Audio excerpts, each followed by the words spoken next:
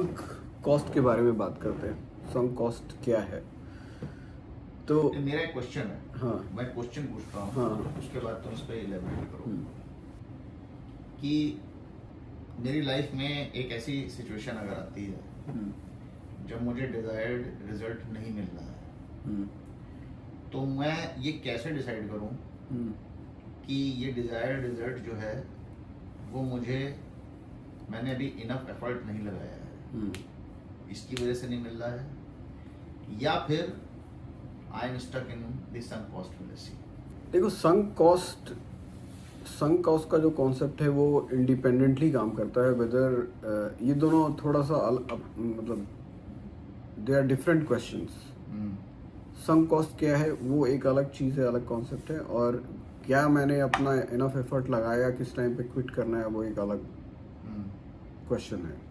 दोनों क्वेश्चन कभी कभी आपस में कनेक्ट भी हो सकते हैं, it is hard to separate. But sunk cost बहुत ही सिंपल सा कॉन्सेप्ट है कि जो चीज़ आपने ऑलरेडी किसी चीज़ में झोंक दिया, वट एवर अमाउंट, और that is not a determinant कि you continue in that process और फर्दर, और व्हाट प्राइस यू चार्ज, और मतलब आउटपुट से उसका डायरेक्ट कनेक्शन नहीं है। वो संक कॉस्ट मतलब which is sunk, it's not that you consider in determining whether you go ahead. और फॉर एग्जांपल मान लो कि एक एग्जांपल मैंने पहले भी कहीं पढ़ा था कि मान लो कि you are interested in clothing industry. आपको ऐसा लगता है कि ओल्ड फैशन एंटिक क्लोथिंग, जैसे टॉल ट्राउजर्स, हैवी मतलब बैगी ट्राउजर्स, वो सब वापस फैशन में आएंगे। तो आपने कुछ मान लो $100,000 का स्टॉक मंगा लिया एंड देन आपने गोडाउन में स्टोर कर लिया, ठीक है। अब वो पैसा आपने ऑलरेडी इन्वेस्ट कर दिया है। अब आगे फैशन वैसा आएगा या नहीं आएगा ये तो फ्यूचर में मतलब हो भी सकता है, नहीं भी हो सकता है, राइट। तो 100,000 आपने इन्वेस्ट कर लिया। अब दो सिनेरियोज हैं, एक तो ये कि सच में वैसा आएगा सिनेरियो जब लोग it will be in heavy demand, और दूसरा है कि वो फैशन नहीं आएगा।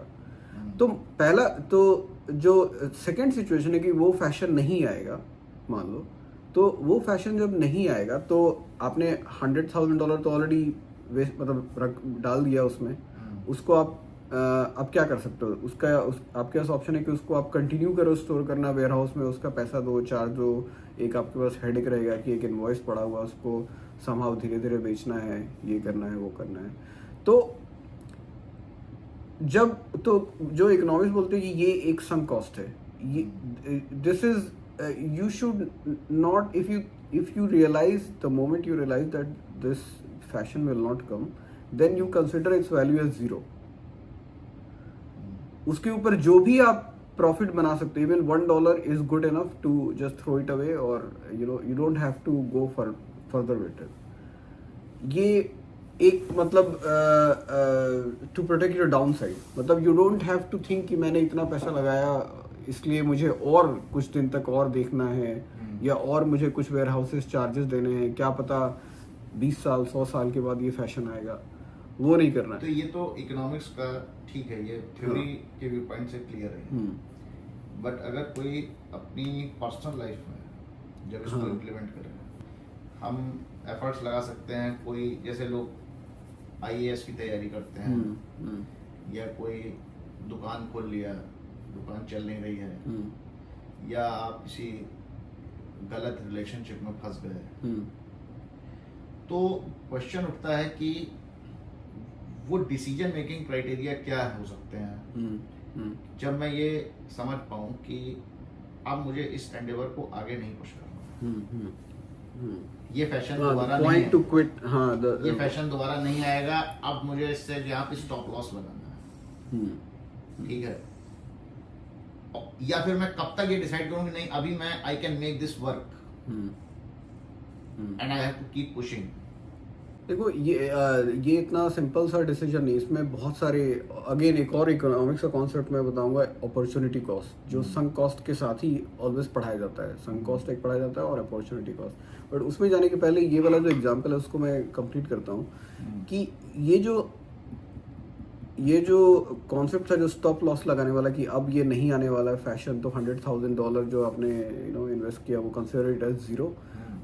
फ्लिप साइड उसका ये है कि अगर वो फैशन आ गया, ठीक है, और हाई डिमांड में आ गया, तो you don't have to anchor yourself based on the amount you spend in procuring the material. मान लो आपने 100,000, तो आपको ये नहीं सोचना है कि मैं इसको मैं 30% मार्कअप पे भेजूंगा या 50% मार्कअप पे बेचूंगा। आपका जो रेफरेंस पॉइंट है $100,000 वो खत्म हो जाना चाहिए। तो जब डिमांड आया तो आप उसकी डिमांड को गेज करके आप हो सकता है उसको $1 मिलियन पे ही बेच दो। मतलब the whole concept is that you should not anchor your thought on the cost you have already spend completely. Demand, आप सोचो कि फॉरगेट अबाउट द कॉस्ट, जितना आपने प्रोक्योर किया है आपको उसके ऊपर मार्कअप नहीं लगाना है। आप सिंपली सोचो कि आप विथ योर मार्केटिंग बजट आप हाईएस्ट कितने पे बेच सकते हो सकता है कि आप उसको $2 मिलियन पे बेचो $100,000 का स्टॉक। तो ये जो लोग एंकर हो जाते हैं ना, तो वो दोनों साइड से वो एब्सोल्युटली, हाँ, मतलब basically you have to ride the profit. अगर हाँ, माहौल चल रहा है, हवा बह रही है, हाँ, you don't have to think कि हमने पैसा कितना इसमें डाला है। वो जब आप मतलब उसमें स्टक हो जाते हो, और बहुत बड़े बिजनेसमैन भी स्टक हो जाते हैं कि यार हमने इतना बड़ा फैक्ट्री डाल दिया, अब क्या करें, इसको क्या करें, मतलब अब इसको थोड़ा और कंटिन्यू कर लेते हैं, देख लेते हैं। तो वो जो थोड़ा और कंटिन्यू देख लेते हैं ना, वो ऐसा है। और एक और एग्जांपल इसमें, मान लो कि आपने एक मूवी की टिकट खरीदी, ठीक है, आपने ऑलरेडी मान लो $10 दे दिए मूवी की टिकट के लिए।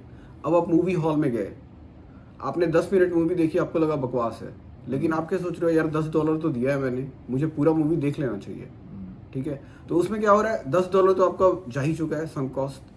फिर आप मूवी में टाइम दे रहे हो, आप ग्रज भी कर रहे हो, क्या बकवास मूवी देख ली, 2 घंटे टाइम भी बर्बाद कर दिए, फिर एक इमोशनल डिस्कम्फर्ट भी हो रहा है। तो एक तो संक कॉस्ट था, उसके बाद आपने और ज्यादा उसमें स्पेंड कर दिया। जो इकोनॉमिस्ट होगा वो बोलेगा $10 मैंने पे किए, 5 मिनट मूवी देखा, मूवी बकवास थी, मैं वहां से निकल लिया। फर्दर लॉस को मैंने और इसी डिसीजन से तुम्हारे बहुत सारे पर्सनल लाइफ के भी क्वेश्चन क्लियर हो जाएंगे कि ये जो एक तो लॉस हो गया, लेकिन अब उसको कितना तुम कंटिन्यू उसको वो करोगे। लेकिन ये डिसीजंस इतने सिंपल नहीं होते हैं, क्योंकि उसमें एक थर्ड कॉन्सेप्ट जो कि पर्टिकुलरली उससे भी ज़्यादा इंपॉर्टेंट है, इसके बारे में हमने बात भी किया था एक बार शायद, कि आपको एंड गोल माइंड में रखना है। What is the end goal? Sunk cost हो गया, अपॉर्चुनिटी कॉस्ट हो गई, वो तो ठीक है। अपॉर्चुनिटी कॉस्ट भी बहुत इंपॉर्टेंट है कि आप ये काम कर रहे हो तो आप बहुत सारे काम नहीं भी कर रहे हो उस एक टाइम पे आप एक ही काम कर सकते हो। तो जो काम आप नहीं कर रहे हो उसमें आपका नहीं करने से कितना नुकसान हो गया उसको मेजर करो, और तब यू डिसाइड कि whether what I am doing now is much more preferable economically और जनरली। और एंड गोल मेरे ख्याल से सबसे इम्पोर्टेंट है। ये चीज़ इकोनॉमिक्स में कभी पढ़ाई नहीं जाती, और ना ही क्योंकि इकोनॉमिक्स बहुत ही अकाउंटिंग टाइप और मटेरियलिस्टिक कॉन्सेप्ट है। मतलब उसमें हर चीज़, everything is measured in materials, लेकिन मटेरियल्स और वैल्यू जो भी बोलो, लेकिन जो एंड गोल है वो ही डिटरमाइन करता है कि आप कोई एक्शन लोगे या नहीं लोगे, या कितना पेन बेयर करोगे या कितना कॉस्ट बेयर करोगे। एंड गोल वाला कॉन्सेप्ट किसी इकोनॉमिक्स को समझ में नहीं आएगा, और दे डोंट इवन फैक्टर, क्योंकि वो that is irrelevant for them. End goal अभी मेरा एंड गोल मान लो है देशभक्ति, तो उस एंड गोल के लिए तो मतलब मेरा इन्फिनाइट संक कॉस्ट हो सकता है, मेरे इन्फिनाइट अपॉर्चुनिटी कॉस्ट हो सकती हैं, and still because my end goal is देशभक्ति I can even sacrifice my life for that. So आपको इसलिए मैं बोल रहा हूँ ये संक कॉस्ट वाली फैलेसी और ये सब एक मतलब on a transaction level this is good to understand business wise, but आपका अगर end goal is not align to it, अगर आपका एंड गोल और बाकी ये सब अपॉर्चुनिटी कॉस्ट को एवरीथिंग इज अलाइन, तब तो परफेक्ट सिचुएशन है. लेकिन बहुत बार कॉन्फ्लिक्ट होती है कि my end goal is not aligned with the sunk cost amount और अपॉर्चुनिटी. एक्चुअली एंड गोल वाला पॉइंट बहुत पावरफुल है. हाँ, ये मैं हमेशा करता हूँ क्योंकि this will elevate you from all kinds of difficult situation और specially situations in which there is conflict. तो अभी जैसे बहुत बार मेरे भी कॉन्फ्लिक्ट होते हैं. जैसे कि कोई क्लाइंट है, बदतमीज क्लाइंट है, तो मेरा एंड गोल क्या है? बिजनेस लेना. तो अब लेकिन उसका भी एक you have to draw a line. Like end goal है बिजनेस लेना, लेकिन उसमें कितना डिसरेस्पेक्ट यू कैन बेयर और यू कैन बी एम्पैथेटिक. तुमको एक बाउंड्री भी ड्रॉ करनी है. ऐसा नहीं कि एकदम outright abusive you can accept. तो एंड गोल है कि चलो लेट्स से कि मैंने बोला कि मेरा एंड गोल है I have to conclude business, but मेरी जो थ्रेशोल्ड है मतलब शिट लेने की वो इतनी ही है. इसके beyond that end goal is irrelevant. मतलब इसके beyond that end goal is my end goal is to protect my self respect. ठीक है. एंड गोल मतलब इसको कैसे एक्सप्लेन करूं? जैसे कि मेरा एंड गोल है बिलियनियर बनना, लेकिन I cannot do anything for that. There are few things I cannot do. तो you have to put your end goal in that framework also. तो अगर मैं सपोज करो मैं एक 22 साल का लड़का हूँ, मुझे एक फ्रेमवर्क चाहिए. इन सारी चीजों को मिलाकर अपॉर्चुनिटी कॉस्ट, सunk कॉस्ट और एंड गोल. ठीक है. और प्लस मेरे खुद के मोरल्स, वैल्यूज. हाँ. तो मैं कैसे बनाऊं? अब बनाओ आप अपने कोर 3 जो वैल्यूज हो जो कि नॉन नेगोशिएबल, आप उसको एक लिख लो पेपर पे. It could be anything. But मैं कैसे आइडेंटिफाई करूं कि मेरी नॉन नेगोशिएबल वैल्यूज क्या है? कर सकते हो, ऐसा डिफिकल्ट नहीं है. मतलब उसका जो आप ऑब्जर्व करो आपको क्या क्या चीज़ें डिस्कम्फर्ट या अनॉय करती है.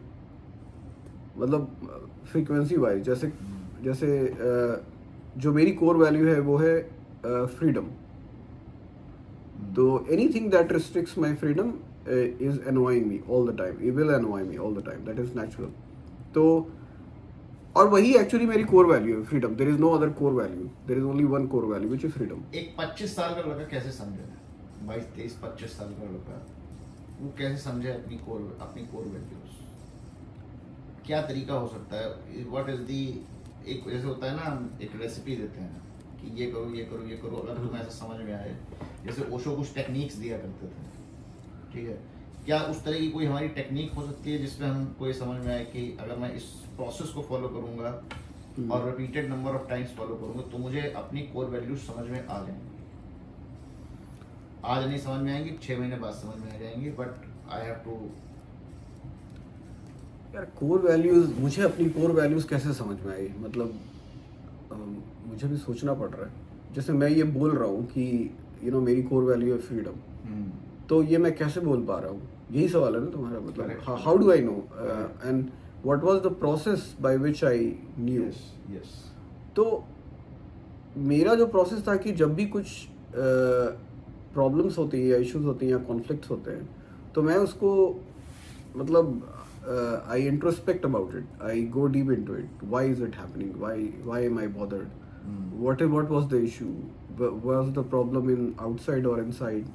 तो वैसे कर करके मतलब आत्मचिंतन. हाँ, वही प्रोसेस है. और तो कोई कोर वैल्यूज डिटरमाइन करने का और कोई वैल्यू. मतलब जब भी आप यू आर कॉन्फ्लिक्टेड, जब भी you are disturb in any situation, small और big, you think about it, why you got disturbed, what happened exactly, not on a superficial level, but at the core level, what really happened, why did it trigger you. You go like in depth. matlab I sometimes think about a very small issue for days to just get to the point that what was wrong.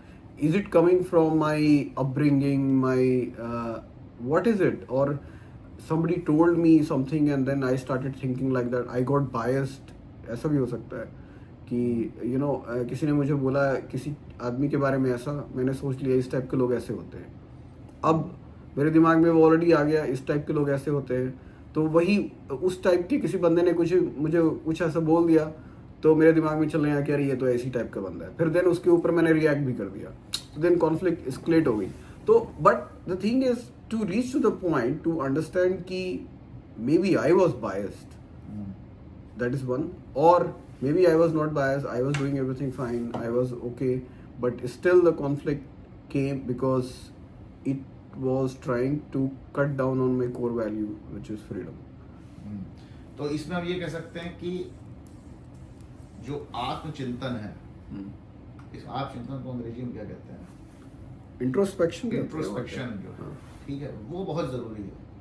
वो continuous आपको करते ही रहना पड़ेगा, तभी आपका refinement और जो है वो चाहिए आपको। बट अब मेरा एक दूसरा क्वेश्चन है कि मुझे कैसे समझ में आया कि मेरा गोल एक वर्दी गोल है भी?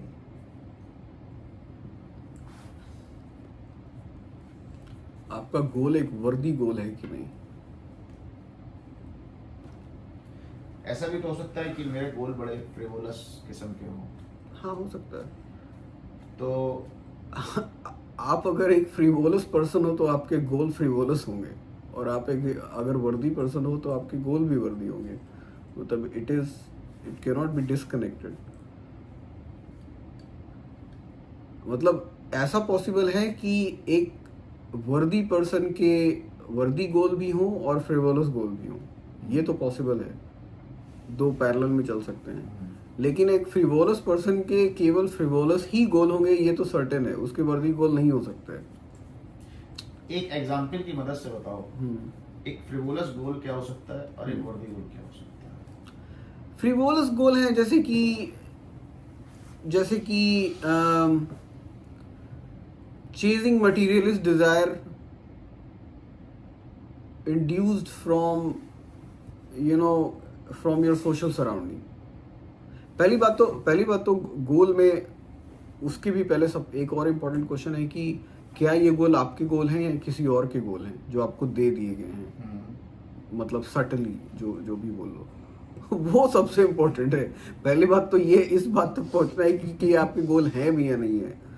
मतलब ठीक है, मैंने एक गोल ले लिया कहीं से भी सुन के, तो क्या do I really align to that thing? 90 मतलब क्या नंबर दिया जाए, ज्यादातर लोगों के गोल दूसरों के ही गोल होते हैं। तो जब जो आपका है भी नहीं, जो गोल भी आपका नहीं है, उसके बारे में वो तो ऐसे भी फ्रीवोलस है। मतलब it is anything which is not align to your core self. ऐसा हो सकता है कि you take a goal from somewhere else, but still that is aligned. It is also possible, rare chance is there, it is possible. बहुत बार लोग inspire हो जाते हैं बहुत ग्रेट लोगों से और वो उसी पाथ पे निकल लेते हैं। कोई आर्टिस्ट से इंस्पायर हो गया, कोई वैन गो से इंस्पायर हो गया और वो भी उसी गोल पे चला गया। कोई मोज़ार्ट, बेथोवेन, उससे इंस्पायर हो गया उसी गोल। तो ऐसा पॉसिबल है कि एक वर्दी गोल बाहर से उसको मिली और उसको क्लिक हो गई और वो बंदा इंस्पायर हो गया, तो वो भी पॉसिबल है। लेकिन बहुत बार ऐसा होता है कि दूसरों के फ्रिवोलस गोल से को पकड़ के आप अपने भी एक फ्रिवोलस गोल के पाथ पे आप निकल जाते हो। तो सवाल क्या था तुम्हारे कि कैसे पता चलेगा कि मेरा गोल वर्दी है भी कि नहीं? मेरा गोल वर्दी है कि नहीं? तो पहला चेक पॉइंट है कि क्या ये गोल आपको बाहर से मिला है या ये आपका खुद का गोल है। अगर आपके अंदर से कोई चीज गोल आई है तो वो आपके लिए तो वर्दी है। मतलब दुनिया के लिए वर्दी हो या ना हो, that is another matter, but it is worthy for you. And once you start doing it then you will not stop mostly if it is coming from you. That's what I think. अभी वो बाकी लोगों की नज़र में frivolous हो सकती है। अभी जैसे मान लो कि मैं बोलूँ कि मुझे कढ़ाई बुनाई पसंद है, मेरा वही गोल है, तो बाकी लोग बोले अरे क्या बकवास है ये, मतलब तुम ड्राइंग पेंटिंग करते रहते हो। तो it is not about what other people think frivolous, what I think is frivolous. लेकिन बट अगर ये हम डेफिनेशन लें कि अगर ये गोल मेरा गोल है, हो सकता है एक साइकोपैथ है, उसके लिए वो वही वर्दी है। हाँ हाँ। उसके लिए वो वर्दी गोल उसने है। अपने दिमाग में कुछ गढ़ लिया है कि मुझे जो है ठीक है, और वो निकल गया है अपनी जर्नी हाँ, पर हाँ, हाँ, और डिस्ट्रक्शन कर रहा है, हाँ। तो क्या हम उसके गोल को वर्दी गोल कह सकते हैं? हम नहीं बोलेंगे, वो बोल रहा है, वो बोलेगा वो। वही तो मैं बोल रहा हूँ, हमारे लिए जो वर्दी है दूसरों के लिए वर्दी नहीं हो सकता। It is highly possible. तो बट क्या, चलो इस क्वेश्चन को ऐसे समझते हैं, क्या वो गोल उस साइकोपैथ के लिए भी वर्दी है? क्योंकि मुझे नहीं नहीं नहीं, ये वो सवाल समझ तो रहा है उसको वर्दी, बट क्या वो वर्दी है? That is okay. हाँ, तो तुम्हें आई थिंक क्वेश्चन दूसरे तरीके से फ्रेम करना पड़ेगा कि क्या कोई भी गोल वर्दी है या नहीं है, in a holistic way, In a holistic way. for the world. Yes. It is Yeah. in the holistic way, is it worthy or not? वो हाँ, वो एक अलग सवाल है। लेकिन क्या गोल मेरे लिए वर्दी है? क्योंकि अगर मैं कोई भी गोल परस्यू कर रहा हूँ तो पहले तो वो मेरे लिए वर्दी होना चाहिए, राइट। नहीं तो why I would follow it. अब मैं जैसा कि बोला साइकोपैथ वाली बात, तो कोई साइकोपैथ के लिए कुछ चीज़ें वर्दी हो सकती है जो दूसरों के लिए बिल्कुल भी स्कैंडलस और वाहियात हो, तो ये पॉसिबल है। तो कोई भी गोल इन अ यूनिफाइड वे वर्दी है या नहीं है, उसका जो ट्रू बेंचमार्क है, मेरे ख्याल से जो बेंचमार्क है, 2-3 तरीके से उसको आंसर किया सकता है कि it should not harm anyone in the limited understanding. It should not, मतलब it is very hard to say कि what is harming and what is not, but still it should not harm anyone as far as possible. उसी का जो corollary कि it should not be done in a way that you coerce somebody to do something in the process.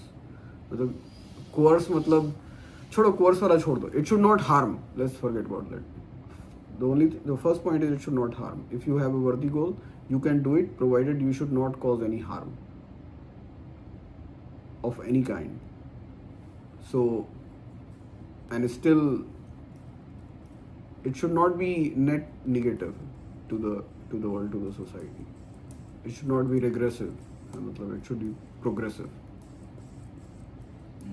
उसके अगर ये सब चीज़ें, मतलब इस सवाल का पॉजिटिव आंसर देना मुश्किल है, इसलिए मैं नॉट में दे रहा हूँ कि it should not harm, it should not be regressive, it should not be non negative, मतलब it should not be negative. उस तरीके से मैं बोल रहा हूँ, क्योंकि ऐसा हो सकता है कि आपका वर्दी, आपका जो गोल हो वो ज़ीरो हो। जैसे कि मान लो मैं एनलाइटन हो गया अभी के अभी, और मैं यहीं पे बैठ गया, मैं यहाँ से उठा ही नहीं, मैंने कुछ नहीं किया, ना तो मैंने किसी से बोला, मैं मतलब मैं I am gone, let's say for example. तो what is it that I am doing? I am doing zero. I am not causing anything positive, anything negative for the other people, for the world. I am doing nothing, it is zero. इसीलिए मैं not बोल रहा हूँ। मतलब positive भी होने की ज़रूरत नहीं है। आपका गोल अगर as long as it is not harming others, it is not a negative in absolute way, or it is not regressive, then it is good enough a goal. ये भी कह सकते हैं एक पॉइंट इसमें कि अगर कोई गोल आपके ईगो से ड्राइव हो रहा है तो वो गोल एक वर्दी गोल नहीं है।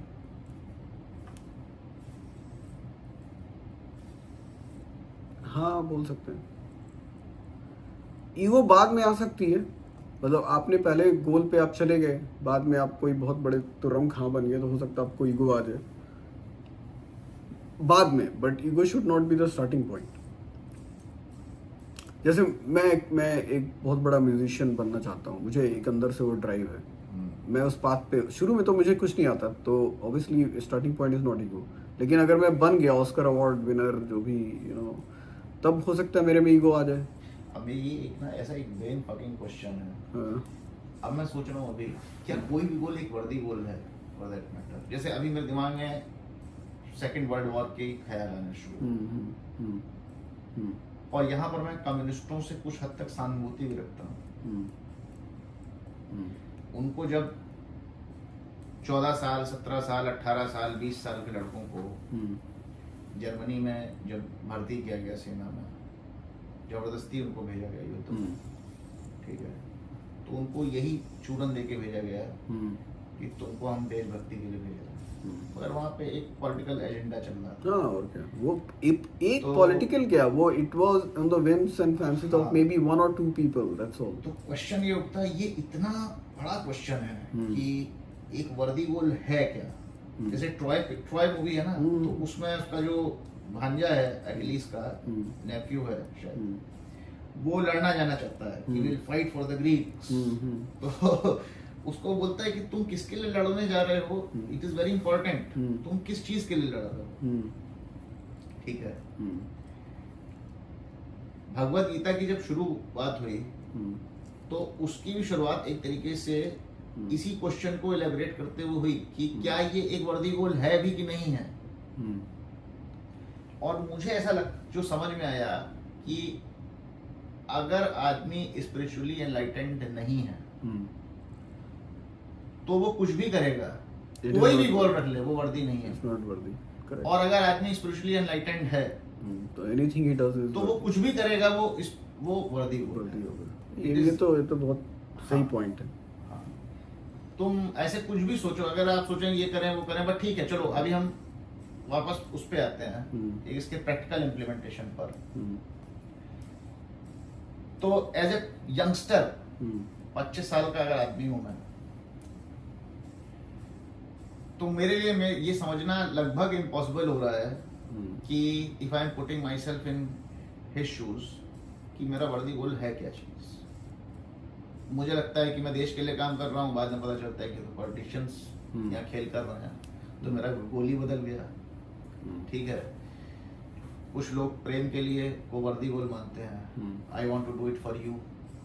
नहीं, वो तो न्यूसेंस है, वो तो एक इमोशनल वो है, बायोलॉजिकल प्रोसेस है वो, मतलब जो भी वो सबका होता है। मतलब मैं 25 साल का हूँ, तो मुझे क्या एक रिव्यू का प्रोसेस भी सेट करना चाहिए अपना, कि मैंने जो गोल सेट किए थे क्या वो वर्दी गोल हैं भी कि नहीं है। रिव्यू प्रोसेस सेट करने के लिए भी आपको एक सर्टेन लेवल का अवेयरनेस होना चाहिए। अब कोई क्यों रिव्यू इंट्रोस्पेक्शन, ये पहली बात तो ये सवाल कोई पूछेगा ही नहीं। तुम जो पूछ रहे हो अभी 24-25 साल के लोग ये सवाल नहीं पूछते हैं। मतलब मैं पूछता था, मैं बहुत पहले से पूछता था ये सारे सवाल अपने दिमाग में, लेकिन 95% of the population they don't think about these things what you are thinking.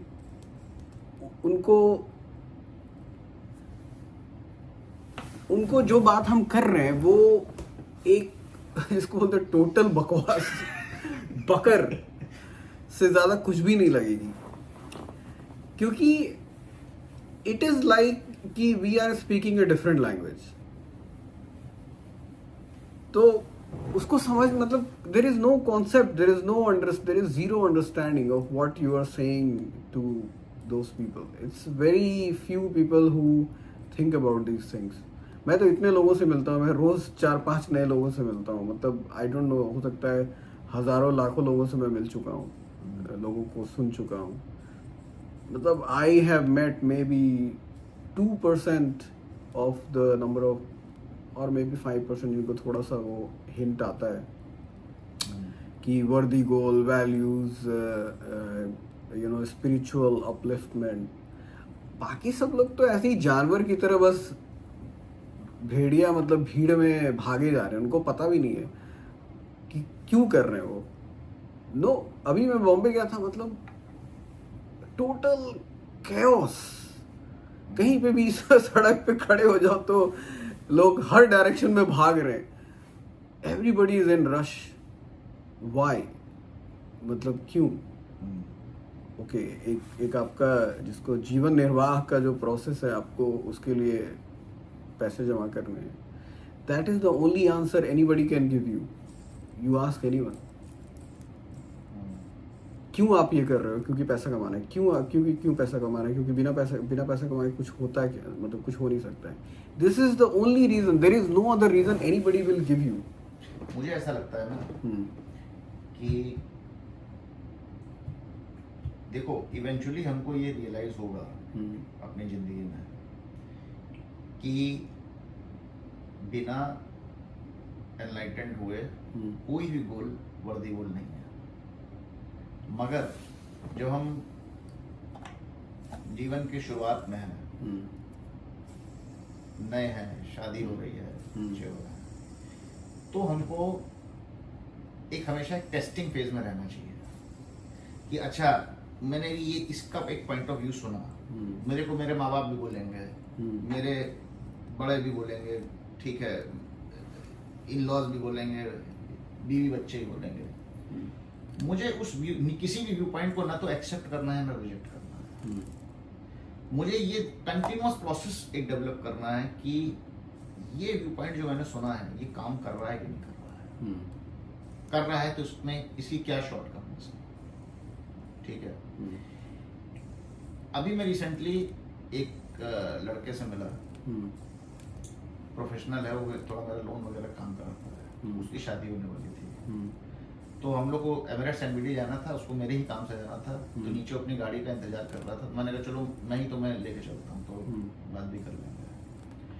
तो उस दौरान मेरी उससे बात होने लगी, तो अभी वो नई शादी करने वाला है, तो मैं उससे ऐसे ही एक पर्सनल लेवल पर टॉक कर रहा था, तो मैंने उसको बोला देखो तुम्हारे बाप ने तुम्हें बहुत अच्छी ट्रेनिंग दी, ठीक है, तुम्हारा जो प्रोफेशनलिज्म का लेवल है वो तुम्हारी उम्र से कम 20 साल आगे है। You are 24 and I have never seen so mature guy at the age of 24. But तो अगर मान लो कल को तुम्हारी शादी के बाद तुम्हारे पिता तुमको एक पॉइंट ऑफ व्यू बताते हैं, तो तुम उसको ये कह के रिजेक्ट मत करो कि ये फिजूल है, इनको नहीं पता। जैसे हमें क्रिकेट मैच देख रहे होते हैं और सचिन या विराट कोहली टाइप बैट्समैन कोई बैटिंग कर रहा है और उसके बल्ले में बॉल नहीं आ रही, तो मेरा ये सोचना राइट अवे कि ये खेल नहीं पा रहे हैं, ये गलत है कि अगर इसके बल्ले बॉल नहीं आ रही है तो हो सकता है मेरे बल्ले पे भी ना आए, मगर एट द सेम टाइम उसकी ऑ में आ जाना कि अगर इसके बल्ले पे बॉल नहीं आ रही है तो मेरे भी बल्ले पे नहीं आएगी, क्योंकि नए नए लड़के जाके लोग कोराम मचा देते हैं, ठीक है, वो एकदम उनका अलग माइंडसेट होता है। इसके बीच में एक बैलेंस चाहिए। तो हमारे पास एक जिंदगी में बहुत सी चीजें आएंगी, व्यू पॉइंट्स मिलेंगे, हम थ्योरीज टेस्ट करेंगे, कोई बोलेगा प्रॉपर्टी खरीद लो, कोई बोलेगा ना खरीदो, कोई बोलेगा शादी कर लो, कोई बोलेगा ना करो, कोई बोलेगा बच्चे ऐसे पालो, कोई बोलेगा इससे नहीं करो, कोई बोलेगा बीवी की सुनो, कोई बोलेगा बाप की सुनो, ठीक है, बॉस की इज्जत करो, बॉस से ना दबो। हर तरीके के व्यू पॉइंट मौजूद है, हर तरीके, मतलब आप अगर कुछ भी सोचें तो उसके अपोजिट और फेवर वाले सारे व्यू पॉइंट मौजूद हैं। आपका एक पर्सनल एक रिव्यू प्रोसेस हर, मतलब मैं तो कहता हूँ हर दिन के लेवल पर, हर वीक के लेवल पर, हर मंथ के लेवल पर वो कंटिन्यूअस चलना चाहिए। फिल्टरिंग, क्या चीज काम कर रही है, क्या चीज काम नहीं कर रही है, उसको उस प्रोसेस को डेवलप किए बिना इस सवाल का जवाब देना। बट मैं एक बात बताऊं, मैं थोड़ा सा नेगेटिव बोलूंगा towards lot of people. Maximum number of people, masses, they just don't have the ability to do it. मतलब they simply cannot do it. I can tell you. मतलब मैं कोई अपने आप को ग्रैंडियोज वैसा नहीं कर रहा हूँ, मतलब ये जो इसके बारे में भी बहुत सोचा है मैंने एक्चुअली। ये जो तुम बातें बोल रहे हो कि इंट्रोस्पेक्शन और you have to balance and think about it, this all also comes from a slight defect in your brain.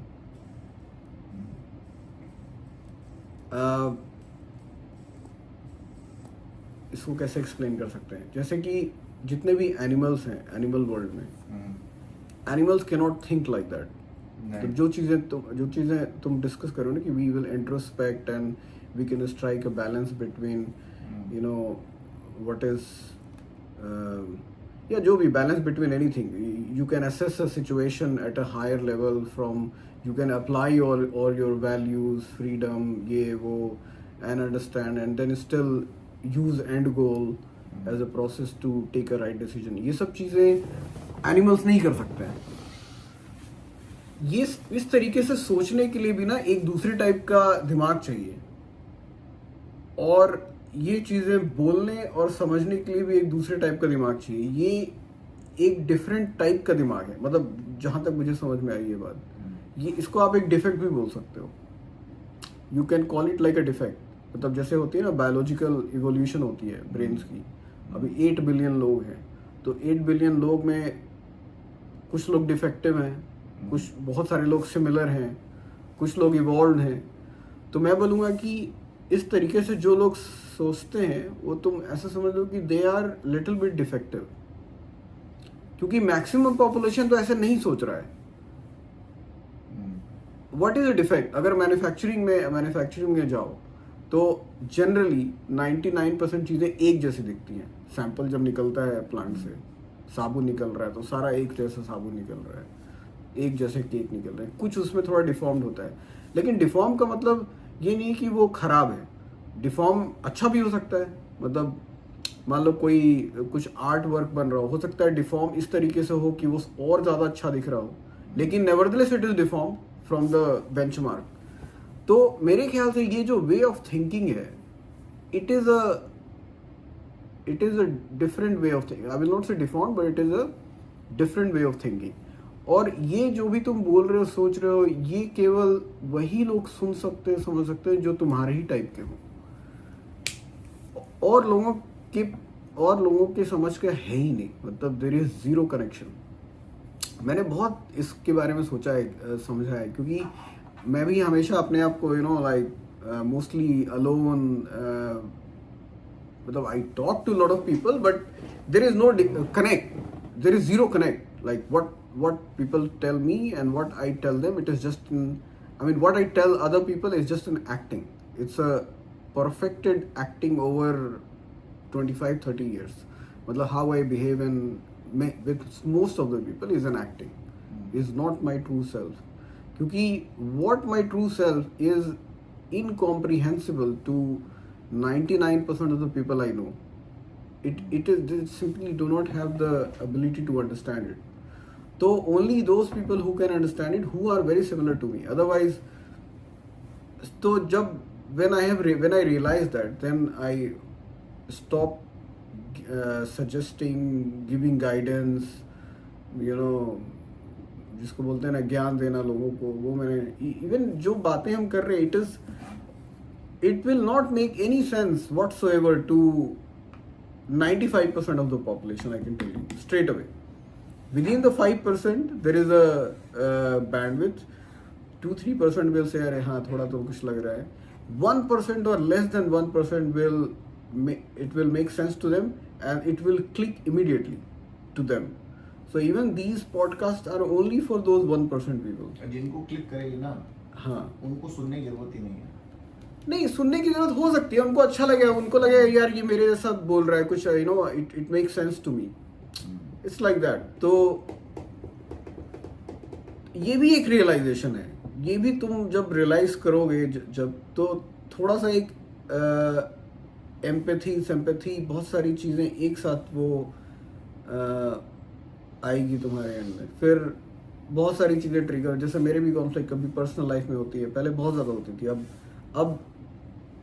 अब मुझे मोर और लेस ये समझ में आ गया है कि I cannot explain myself to anyone simply because मैं कुछ भी बोलूँ. It doesn't matter because it makes zero sense to anyone. It is like I am speaking in a different language. So why should even I attempt to defend myself कि मैं अपना logic दूं कि भाई ये ऐसा होता है, मैं भगवत गीता का ज्ञान दे दूं. अरे किसी को लेना देना ही नहीं भाई. तो भाड़ में जाओ तुम्हारा ज्ञान. Nobody gives a fuck about what you think. So what's the point? There's no point. तभी बोला वो तो मेरा एंड गोल क्या है? Avoid conflict. क्योंकि it disturbs me, so I avoid conflict. मैं फिर उसके बारे में सोचता रहूंगा यार ये कैसा है. फिर मैं 1-2 दिन में उसे समझ में आ जाएगा एक्चुअली उसकी कोई गलती भी नहीं है. मतलब just they are what they are. It is what it is. तो 2 दिन भी क्यों वेस्ट करना. इससे अच्छा भाई एंड गोल मेरा है कॉन्फ्लिक्ट अवॉइड करना, अवॉइड ही कर लो फिर, मतलब क्यों ही किसी से लड़ना। हाँ, अब सामने से आके बैल मुझे मार, अगर वो वाला उस सिचुएशन कोई कर रहा है तब तो भाई उसको I have to put an end to it. तो फिर वो भी एक एक्टिंग है, वो भी एक्टिंग ही है, वो भी एक दूसरी एक्टिंग है जहाँ पे मुझे एक रुद्र रूप में आना पड़ता है, दैट इज ऑल्सो एक an act. But I am not doing it, I don't do it like a grudge और something, just have to put an end so that it doesn't repeat again, that's it, there is no other, but my end goal is always to be peaceful, to avoid conflict as much as possible and avoid people who trigger me as much as possible। हमेशा तो नहीं हो पाता है, इसलिए मैंने अपने white board पे ना, मैं सुबह में आके लिखता हूँ एक बड़ा सा वर्ड, इम्पल्स कंट्रोल।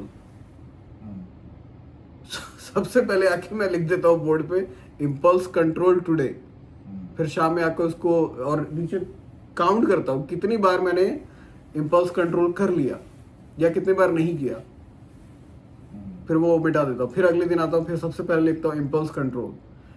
मेरा जो सबसे बड़ा चैलेंज है वो यही है। तो मेरा एक क्वेश्चन है इसमें, क्या उस स्टैटिस्टिक्स में कुछ फर्क आता है कि जैसे आज मैंने 10 बार इम्पल्स कंट्रोल हाँ आता है, 8 बार किया, अवेयरनेस बढ़ती है, आपकी अवेयरनेस शार्पन होती है बहुत।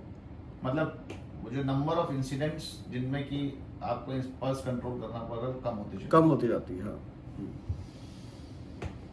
या you are able to control your impulse much faster, you immediately become aware कि भाई इस सिचुएशन में you don't have to ride on it, मतलब ये सिचुएशन अभी डेवलप हो रही है, उसने किसी बंदे ने ऐसा कुछ बकवास किया, अब जैसे ही उसने बकवास किया तो एक मेरी जो नेचुरल अटैकिंग एनिमलिस्टिक जिसको बोलते हैं ना, कि no it is attacking your ego, as ego is what you think you are ego.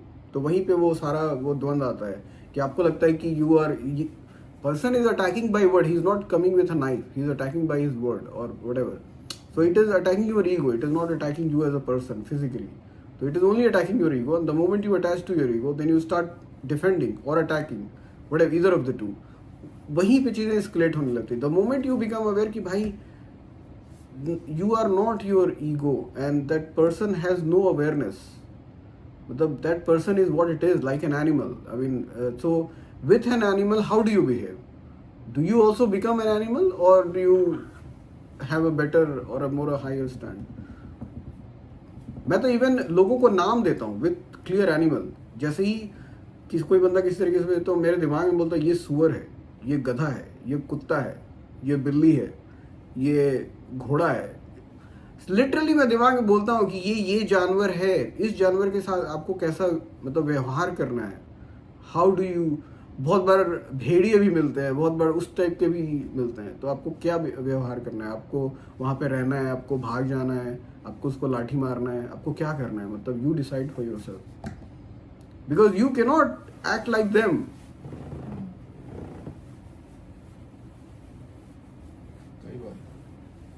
और ये चीजें बहुत फ्रीक्वेंटली भी होती हैं, बहुत बार, जैसे मैंने तुम्हें बताया था वो एयरबीएनबी वाला।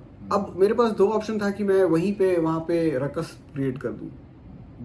99% लोग वही करते हैं, जाएंगे, कुछ अच्छा नहीं हुआ, तुरंत लड़ना चालू, मतलब जस्ट इमीडिएट लड़ाई चालू।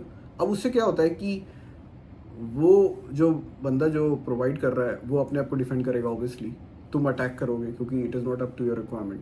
अब वहाँ पे वो चीज़ एस्केलेट होगी, वो तू मैं होगा, वो और मैटर बढ़ेगा, तुम उसको एक नेगेटिव रिव्यू दोगे, वो तुम्हें नेगेटिव रिव्यू देगा, तुम्हारा पूरा ट्रिप खराब हो जाएगा, तुम डिसग्रंटेड हो, ये सब चीज़ें होंगी।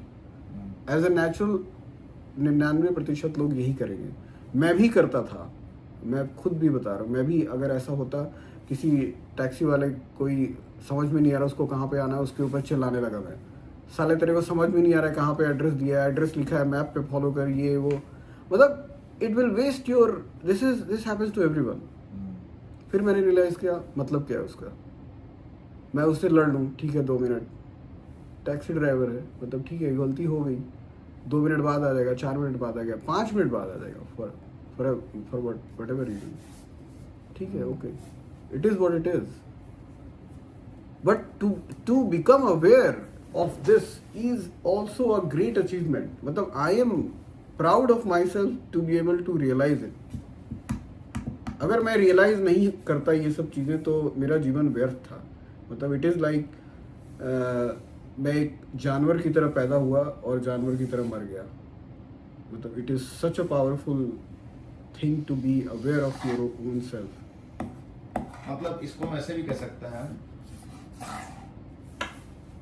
कि now you are choosing your conflicts या कॉन्शियसली कि ये मुझे कॉन्फ्लिक्ट करना है. मतलब ऐसा नहीं है कि हमने कॉन्फ्लिक्ट अवॉइडेंस एज अ नहीं, नॉन वायलेंस. अब महात्मा गांधी वो वाला नहीं बोल रहा हूँ मैं. नॉन वायलेंस हमको अब ये समझना है कि कौन सा कॉन्फ्लिक्ट इज वर्थ डूइंग, हाँ, कौन सा conflict is pick your battles. Simple से वर्ड्स में लोग बोलते हैं ना, pick your battles. You can not fight all the battles. Taxi वाले से बैटल करना, टैक्सी वाला हो गया, मेड हो गई, नौकर चाकर हो गए. नौकर चाकर या हाँ. छोटी मोटी बातों पे घर पे कॉन्फ्लिक्ट करना बिल्कुल नहीं, बिल्कुल नहीं, बिल्कुल नहीं. क्योंकि you have a limited emotional energy. You can not spend in these petty things. इसको पेनी वाइज पाउंड फुलिश इसी चीज़ों के लिए बोला गया है कि आप अपनी मेंटल एनर्जी इन सब चीज़ों में वेस्ट करते रहते हो. करेक्ट. इसमें एक गोल्स की ही जब बात कर रहे हैं तो इसमें एक सेंस ऑफ ड्यूटी कहाँ पे आता है? जैसे मैं अभी तुमसे ये बात सुनते सुनते ही सोच रहा था कि अभी मैंने एक स्टेटमेंट बोला कि यार मैं देश के लिए मरा और वो तो पॉलिटिकल एजेंडा चल रहा था लोगों का. तो एक समझने का तरीका ये है और दूसरा समझने का तरीका है इररिस्पेक्टिव ऑफ कि क्या पॉलिटिकल एजेंडा चल रहा है. It is my motherland and I have to die for it.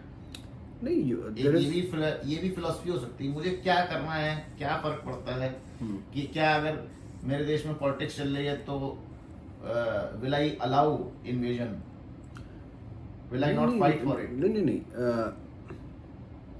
War में एक अटैकिंग पार्टी है, एक डिफेंडिंग पार्टी है. तो जो मैंने बोला था कि whether it my goal is वर्दी और not, am I causing any harm? मतलब that is the first question. By attacking anyone, you are by default causing harm somehow. So देशभक्ति to attack another country, I will not encourage it. Jingoism. हाँ, but देशभक्ति to defend your country 100%, I am ready to die for it. It's like that.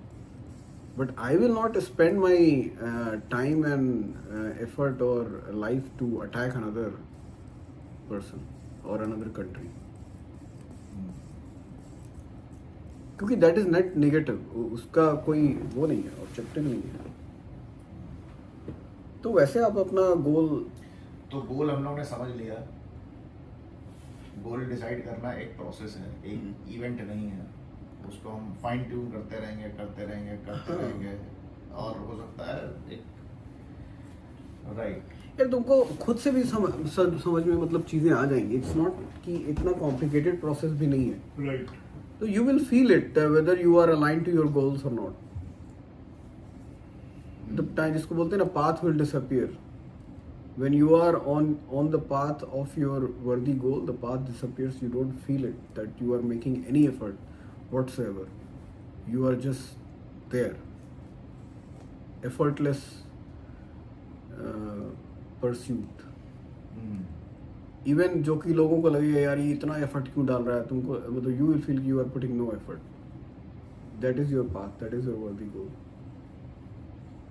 अब इसमें psychopath वाले को थोड़ा सा side में कर दो क्योंकि they don't fit in this discussion. मतलब they are not aware. Those people are not aware. They are at the extreme of animalistic desires, जैसे भी बोलो. Or maybe they are perverted in their desire to an extreme.